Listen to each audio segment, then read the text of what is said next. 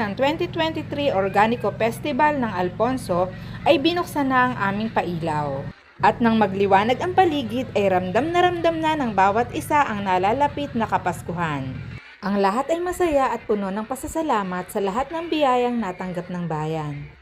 At sa paggunita sa pagsilang ng ating Panginoong Hesus ay buo ang pananalig ng lahat na patuloy na makakamit ng mga Alfonsenyos ang kapayapaan, pagmamalasakitan at masaganang pamumuhay para sa mga mamamayan.